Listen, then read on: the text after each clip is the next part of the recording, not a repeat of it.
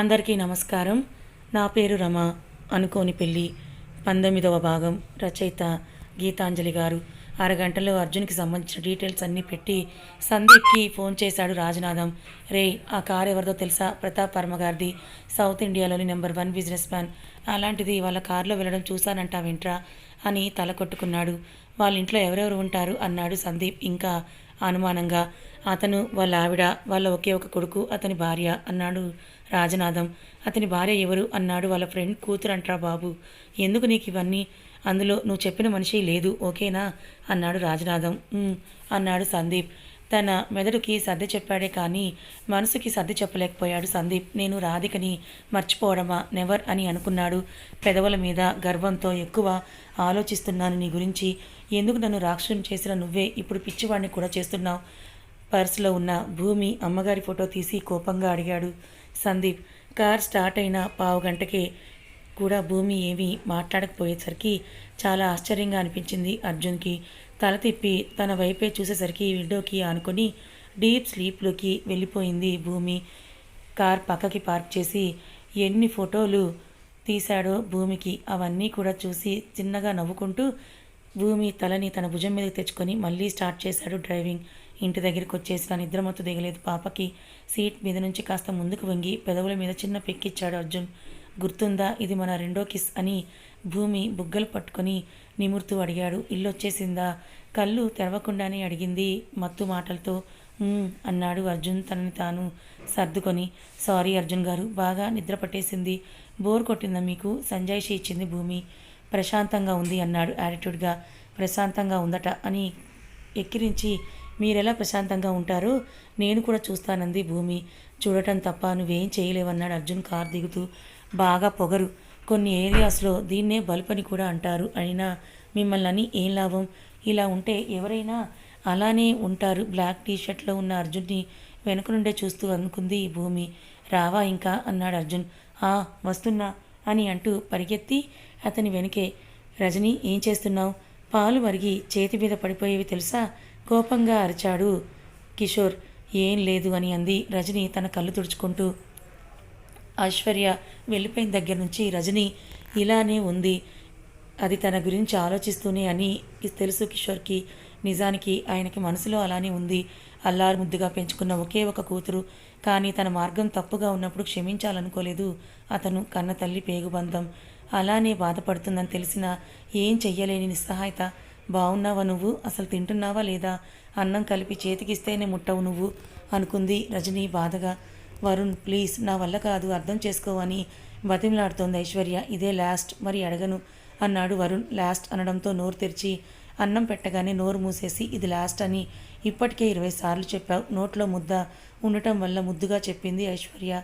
తిని మాట్లాడు, నేను వెయిట్ చేస్తాను అన్నాడు వరుణ్. అంతా నా కర్మ. ఉక్రోషంగా వరుణ్ వైపు చూసి అప్పుడప్పుడే ముందుకు వస్తున్న తన బంప్ వైపు కోపంగా చూసింది. తన మాటలు విన్నాడేమో కానీ నోట్లో పచ్చిమిరపకాయ పెట్టేశాడు వరుణ్. తనని తిట్టుకోవడంతో బిజీగా ఉన్న ఐషు పాప అది గమనించకుండానే నమిలేసింది. కారం అని అంటూ అటుపక్క 3 ఇళ్ళకి వినిపించేలాగా అరిచి వాటర్ అన్నీ కూడా గుట్కలో లోపల వేసేసింది. అయినా కూడా కారం తగ్గలేదేమో. కళ్ళ వెంట నీరు కారిపోతూ మొహం ఎర్రగా టమాటాలా అయిపోయింది. సరదాగా చేసిన పని తనని అంత ఇబ్బంది పెడుతుందని అనుకోలేదు వరుణ్కి. I'm sorry baby, I'm sorry అని ఇంట్లో ఉన్న స్వీట్స్ ఏవో ఇచ్చినా కారం తగ్గలేదు ఐశ్వర్యకి. ఒక క్షణం ఐశ్వర్య వైపు తీక్షణంగా చూసి డీప్ బ్రీత్ తీసుకొని ఐశ్వర్య మొహాన్ని చేతిలోకి తీసుకొని పెదవుల మీద ముద్దు పెట్టాడు వరుణ్. తనని ఎంత వెనక్కి తోస్తున్నా కదలకుండా పూర్తిగా ఆ మాయలో మునిగిపోయాడు వరుణ్. పెదవులను తాకిన పంటి ఘాటుకి ఒక్కసారిగా వదిలేశాడు తనని. ఏ పిచ్చా నీకు? నేను వర్క్కి ఎలా వెళ్ళాలి రాక్షసి అని తిట్టాడు అద్దంలో చూసుకుంటూ. తమరు చేసిన దాంతో పోలిస్తే ఇది చాలా తక్కువ. నువ్వు చేసే హికిస్ని స్ట్రేటెడ్ బర్న్స్ అని నమ్మించలేక నేను ఎన్ని పాటలు పడేదానో నీకు తెలుసా అంది కోపంగా. అయితే ఇప్పుడు రివెంజ్ తీర్చుకుంటున్నావా అన్నాడు చిన్నగా తనని దగ్గరికి లాక్కుంటూ. లేనిపోని ఐడియాస్ ఇవ్వకు, తర్వాత నీకే ప్రాబ్లం అంది ఐశ్వర్య. నీకు అన్నం ప్లేట్లో కలిపి పెడితే కానీ తినడం రాదు కానీ నువ్వు కూడా విలన్ కబుర్లు ఆడకే ప్లీజ్ అన్నాడు వరుణ్. నోరు మూసుకొని పో అంది మొహం తిప్పేసి. ఎక్కడికి పోయేది? ఈరోజు నీకు హాస్పిటల్లో చెకప్ ఉంది, మర్చిపోయావనుకుంటా అని అన్నాడు వరుణ్. నెలకొకసారి ఎవడైనా హాస్పిటల్కి వెళ్తాడా వరుణ్? నీకు మరీ చాదస్తం కాకపోతే అంది గుర్రున చూస్తూ. ఈ 9 నెలలు మాత్రమే ఇదంతా. కానీ మనం ఈ టైంలో కేర్ఫుల్గా లేక లోపల బేబీకి ఏమైనా అయితే జీవితాంతం బాధపడాలి బేబీ అన్నాడు వాచ్ని పెట్టుకుంటూ. తనని హాస్పిటల్ తీసుకెళ్లి జాగ్రత్తగా చెక్ చేయించి తీసుకొచ్చాడు వరుణ్. ప్లే బాయ్ అనుకునే వరుణ్ కాస్త ఇలా ఫ్యామిలీ మ్యాన్గా మారిపోవడానికి రీజన్ తనే అనుకున్న ప్రతిసారి ఒక చిన్న గర్వం తనకి. అలా అని ఆ బేబీని యాక్సెప్ట్ చేసే మైండ్ సెట్లో లేదు ప్రజెంట్. హలో సార్, మీరు చెప్పిన కార్ యాక్సిడెంట్ డీటెయిల్స్ చెక్ చేశాం సార్. అది మన వెహికల్ కాదు, బళ్ళారి నుండి లోడ్ తీసుకెళ్తున్న లారీ. వాళ్ళు అలానే ఉంటారు, కాస్త డ్రింక్ చేసి స్పీడ్గానే డ్రైవ్ చేస్తారు. So I think nothing personal sir అన్నాడు అర్జున్కి తెలిసిన ఏసీపీ. ఐ థింక్ అంటే what do you mean by it mister? I thinkings conclusions మేము చేయలేమా? What I need is correct information. మీకు చేత కాకపోతే చెప్పండి, నేనే వేరేగా ఎవరినైనా హైర్ చేసుకుంటాను. అంతేగాని ఇలాంటి ఆన్సర్స్ ఇంకొకసారి నాకు మీరు వినిపించకూడదు అని అంటూ చాలా సీరియస్గా చెప్పాడు అర్జున్. బాబోయ్, ఎంత కోపం ఈయనకి! నా మీద ఎప్పుడూ కూడా కోపం చూపించరు ఏంటో మరి అని అనుకుంది భూమి. ఏంటి అన్నాడు అర్జున్. ఏం లేదు అంది తల అడ్డంగా ఊపుతూ. మరీ అంతలా నించొని సైట్ కొట్టడం అవసరం అంటావా? వెళ్ళి కూర్చో అన్నాడు అర్జున్. ఎందుకంత కోపంగా అరుస్తారు అంది అర్జున్ భుజం మీద తలవాల్చి.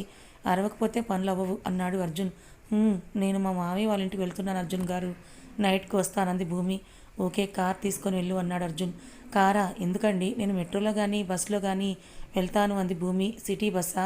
ఈ కార్లని దేనికి? నేను ఊరి మీద తిరగడానికా? అయినా నేను కారులో తిరిగి నిన్ను బస్సులో పంపుతానని ఎలా అనుకున్నావు? నాకు బ్యాట్ నేను తీసుకురావడానికేకా ఇదంతా అన్నాడు సీరియస్గా మొహం పెట్టి. బాబోయ్ అర్జున్ గారు, నేను ఇంత చేసిన పనిలో మీరు అంత పెద్ద అర్థాలున్నాయని నాకు నిజంగా తెలియదండి. జస్ట్ పెట్రోల్ సేవ్ అవుతుందని అన్నాను అంతే అని అంది తన కళ్ళని రెపరెపలాడిస్తూ చెప్పింది అమాయకంగా. నాకు పెట్రోల్ సేవ్ చేసి ఏం చేస్తావు బుచ్చి? మన పిల్లలకి వాళ్ళ పిల్లలకి రాస్తావా అని అడిగాడు భూమి చుట్టూ చేతులేసి. పిల్లలా అని అంది భూమి కళ్ళు పెద్దవి చేసి. పిల్లలు. ఏం పిల్లలు వద్దా నీకు అని అన్నాడు అర్జున్. అంటే అర్జున్ గారు నాతో లైఫ్ షేర్ చేసుకోవడానికి సిద్ధంగా ఉన్నారా అని అనుకుంది ఆశ్చర్యంగా. వెళ్ళిరా, ఇప్పటికే లేట్ అవుతోంది, మళ్ళీ ట్రాఫిక్ స్టార్ట్ అవుతుంది అని అన్నాడు అర్జున్. తన ఆలోచనలకి తాత్కాలికంగా బ్రేక్ని వేస్తూ అమర్ ఇంటికి బయలుదేరింది భూమి. అమర్ని కలిసి కాసేపు మాట్లాడి ఇంటికి వచ్చేసింది. ఫస్ట్ టైం అర్జున్ని చూడాలంటే భయం, ఇష్టం కాకుండా సిగ్గుగా ఉంది తనకి. ఎలా డిఫైన్ చేయాలో కూడా అర్థం కాక కామ్గా వెళ్ళి ఫ్రెష్ అయ్యి కిందకొచ్చింది. అప్పటికే డిన్నర్ టైం అవడంతో అన్నీ భూమికి ఇష్టమైనవి వండింది రంగి. వచ్చేసావా? గ్లాసెస్ తిప్పి వాటర్ పోస్తూ అడిగింది భూమి. మిమ్మల్ని ఒక్కసారి అలవాటు చేసుకున్నాక మీకు దూరంగా ఉండటం కష్టమండి బాబు. మీ మాటలు లేకపోతే పూట గడవలేదు నాకు. అందుకే మా అన్నకి చెప్పి బస్ ఎక్కేశానంది నవ్వుతూ. ఎవరైనా వింటే నిజమనుకుంటారు. మీ ఆయనకి దూరంగా ఉండలేక వచ్చేసానని చెప్పు అని అంది భూమి. మీరు అన్నీ భలే కనిపెట్టేస్తారు అమ్మాయి గారు అని అంది బుర్రగొక్కుంటూ. చిన్నగా నవ్వి అమ్మ వాళ్ళని కూడా పిలు, నేను అర్జున్ గారిని తీసుకొస్తాను అని చెప్పింది భూమి. అర్జున్ గారు? బుక్ చదువుకుంటున్న అర్జున్ని లో వాయిస్లో పిలిచింది భూమి. కళ్ళెత్తి తన వైపే చూశాడు. ఏంటి అన్నట్లుగా, భోజనం అన్నట్టుగా సైగ చేసింది. పద అని భూమి భుజం చుట్టూ చేశాడు అర్జున్. భూమితో అంత మౌనంగా చాలా కొత్తగా అనిపిస్తుంది అతనికి. అందరూ డైనింగ్ టేబుల్ దగ్గరికి రాగానే వడ్డించింది రంగి. భూమి పాపకు అన్నీ కాస్త ఎక్కువ. తన ప్లేట్లో ఉన్నవి కంప్లీట్ చేయడానికి సోపాలు పడి ఎలాగోలా కంప్లీట్ చేసి గార్డెన్లో తిరుగుతోంది ఖాళీగా ఉండలేక. బాగానే ఉన్నావా నువ్వు? తన పక్కనే నుంచొని అడిగాడు అర్జున్.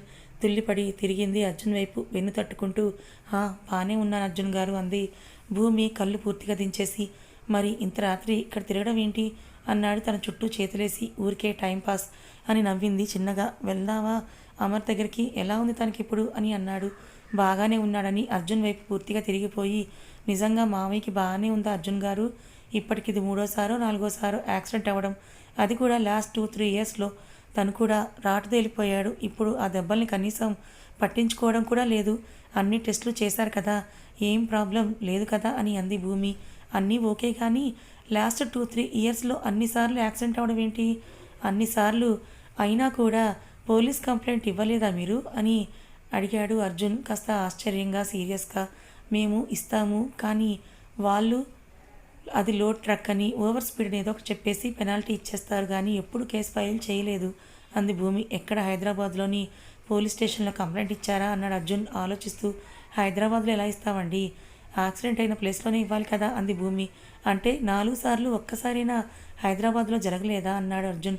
లేదన్నట్టుగా బుర్రని అడ్డంగా ఊపి, ఎప్పుడు హైదరాబాద్ శివార్లోని ఏదో ఒక పల్లెటూరు దగ్గరే అవుతుంది. వాళ్ళు మమ్మల్ని సద్దుమణిగించి వదిలేయమని చెప్తున్నారు అని అంది భూమి. అమర్ అన్నాడు అర్జున్. మామయ్య కూడా వదిలే బుజ్జమ్మ, వాళ్ళకు కూడా ఫ్యామిలీస్ ఉంటాయి కదా అని నాకు చెప్పేవాడు అని అంది భూమి. అది క్యాజువల్ యాక్సిడెంట్ కాదని, దీని వెనుక ఎవరు ఉన్నారని బలంగా తాకడం మొదలైంది అర్జున్లో. వద్దని వారిస్తున్నా వినకుండా వర్క్ చేస్తున్న అమర్ని గుర్రును చూస్తున్న వైష్ణవి అమర్ దగ్గరికి వచ్చేశాక మొదటిసారిగా వాళ్ళ అమ్మగారికి ఫోన్ చేసింది. హలో వైషు, గద్గద స్వరంతో పిలిచింది తార. మమ్మీ కళ్ళలో నీళ్లు జలజల రాలిపోతుంటే మనసు స్థిరం చేసుకొని పిలిచింది. ఇన్ని రోజులకి గుర్తొచ్చిందా నీకు అమ్మ అని అంది బాధగా. నాకు ఒక చిన్న హెల్ప్ కావాలమ్మా అంది. మళ్ళీ ఆ అబ్బాయి కోసమేగా ఒక మెట్టు దిగి నాకు ఫోన్ చేసావు కదా అని కోపంగా అడిగింది తార. ఆ మాట నిజమే కాబట్టి తన దగ్గర కూడా సమాధానం లేక మౌనంగా ఉండిపోయింది వైష్ణవి. లిటరల్లీ వైషు, ఇన్ని రోజులు నువ్వెంతో మేధావని, ప్రతిదీ అన్ని కోణాల్లో ఆలోచిస్తావని మురిసిపోయేదాన్ని, కానీ నువ్వు కూడా అందరిలాంటి అమ్మాయివే అని ప్రూవ్ చేసావంది తార ఆవేశంగా. నేను అందరిలాంటి అమ్మాయినే అమ్మా, నేను ప్రేమించిన అబ్బాయి దగ్గర నుండి ప్రేమ కోరుకుంటున్న అందరిలాంటి అమ్మాయినే అంది వైష్ణవి స్థిరంగా. ప్రేమ అనరు, దీన్ని పిచ్చంటారు. బుర్ర బుద్ధి లేకుండా పనులు చేసి మీ అప్ప పెంపకాన్నే తప్పు పడుతున్నావు నువ్వు అంది కోపంగా. కళ్ళ వెంట కారణం లేకుండా కారుతున్న నీటిని అలానే వదిలేసి, నాకు మా అప్ప చిన్నప్పటి నుంచి నమ్ముకున్న వారిని మోసం చేయడం నేర్పలేదమ్మా. అమర్ నన్ను నమ్మాడు, నేను తనని మోసం చేశాను. జీవితాంతం ఫ్రెండ్గా కలిసి ఉంటానని అబద్ధం చెప్పి వచ్చేశాను. కానీ తనకి చేసిన మోసాన్ని కాస్తైనా సరిచేయడానికే ప్రయత్నిస్తున్నాను అంది బాధగా. ఓకే ఫైన్, నీకు నచ్చింది చేసుకో, కానీ జీవితంలో నువ్వు ఒంటరిగా మిగిలిపోయిన రోజు రాకూడదని కోరుకుంటున్నాను. ఒకవేళ వస్తే నిన్ను యువరాణిలా చూసుకునే తల్లిదండ్రులు ఉన్నారని మాత్రం మర్చిపోకు అని అంది తార బాధగా. అమ్మా ప్లీజ్ అని అంది వైష్ణవి. నా బాధలు నీ చెవులకి ఎక్కువ కదా అని చెప్పు, ఇప్పుడు ఎందుకు ఫోన్ చేశావని అంది తార. నాకు హైదరాబాద్ ఔటర్ రింగ్ రోడ్ది సీసీటీవీ ఫుటేజ్ కావాలి నిన్న నైట్ నుండి అంది. వాట్, ఔటర్ రింగ్ రోడ్ ఫుటేజా? నీకెందుకు వైషు అవన్నీ అని సీరియస్ అయింది తార. మమ్మీ ప్లీజ్ అర్థం చేసుకో, అమర్కి యాక్సిడెంట్ అయింది, అది ప్రాపర్గా లేదు, సంథింగ్ ఈజ్ సస్పీషియస్.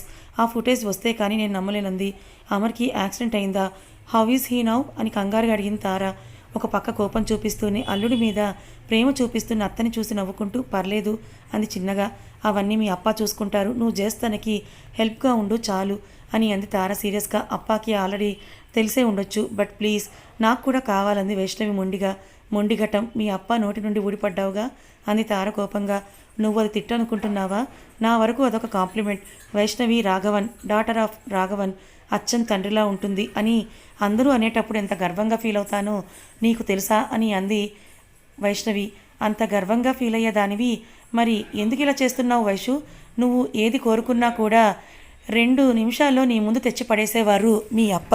మరి నువ్వు అలాంటిది ఇప్పుడు తనకి ఇంత దూరంగా నిన్ను ఉంచడం ఆయనకి ఎలా ఉంటుందో ఎందుకు ఆలోచించడం లేదు? He is not fine, just talk to him. నీకు నిజంగా అమర్ కావాలంటే చెప్పు, ఆ అబ్బాయితో నేను మాట్లాడతానంది తార. ఏమని మాట్లాడతావమ్మా? మా అమ్మాయికి నువ్వంటే ఇష్టం, సో నువ్వు పెళ్లి చేసుకోవాల్సిందే అని బెదిరిస్తావా? లేదంటే కత్తి పెట్టి తాళి కడతావా లేదా అని బలవంతంగా ఒప్పిస్తావా? ఒకవేళ తనకి ఇష్టం లేకుండా పెళ్లి చేసుకునేదాన్నే అయితే 5 ఏళ్ల క్రితమే నేను చేసుకునేదాన్ని కదా. ఇప్పటి వరకు ఎందుకు ఆగుతాను? ఐ వాంట్ హీజ్ లవ్ అమ్మా. అది ఎప్పుడు మొదలైనా నాకు ఓకే. అప్పటి వరకు నా అమర్ కోసం వెయిట్ చేసే ఓపిక నాకు ఉంది. కానీ తనకి ఇష్టం లేకుండా ఏదీ జరగదు అని కుండ బద్దలు కొట్టేసింది వైష్ణవి. రాత్రంతా నిద్ర పట్టక సోఫాలోనే ఆలోచిస్తూ కూర్చున్నాడు అర్జున్. కనతల దగ్గర నొక్కుంటూ ఆలోచిస్తుంటే అతన్ని చేరిన ఫిల్టర్ కాఫీ పరిమళానికి అంతటి స్ట్రెస్ మాయమవుతుంటే చిన్నటి నవ్వు చేరింది పెదవుల మీదకి. తల నొప్పిగా ఉందా? మృదువుగా మసాజ్ చేస్తూ అడిగింది. పక్కనే టేబుల్ మీద కాఫీ పెట్టి భూమి. లేదు అని అన్నాడు అర్జున్ భూమి చేతులు పట్టుకొని ముందుకు లాగి. మసాజ్ చేస్తాను కదా, తగ్గిపోతుందిలే అని అంది భూమి తన చేతిని పట్టుకొని అరచేతి మీద ముద్దు అక్కర్లేదు అని అన్నాడు అర్జున్. కథ ఇంకా ఉంది. మొత్తానికి అమర్కి జరిగిన యాక్సిడెంట్ వల్ల అటు అర్జున్కి ఇటు వైష్ణవికి అనుమానం ఎక్కువైపోయింది. మరి ఈ అనుమానంతో వాళ్ళు చేస్తున్న ఎంక్వైరీ వల్ల అమర్ భూమిలకు ప్రాణహాని ఉందని తెలుసుకుంటాడా? భూమి అచ్చం వాళ్ళ అమ్మలాగే ఉంది కాబట్టి సందీప్ రాధిక కూతురు భూమి బతికే ఉందని నిజం తెలుసుకుంటాడా? మరి భూమికి ఏమైనా ప్రమాదం తలపెడతాడా? మరి ఈ ప్రమాదాల నుండి అర్జున్ వైష్ణవి అమర్ భూమిలను ఎలా కాపాడుకోబోతున్నారు తెలుసుకోవాలనుకుంటే ఛానల్ని ఫాలో అవ్వండి. కథ నచ్చితే లైక్ చేయండి, మరికొంతమందికి షేర్ చేయండి. ఇలాంటి మరిన్ని మంచి కథల కోసం మన ఛానల్ని సబ్స్క్రైబ్ చేసుకోండి. Thank you so much for watching.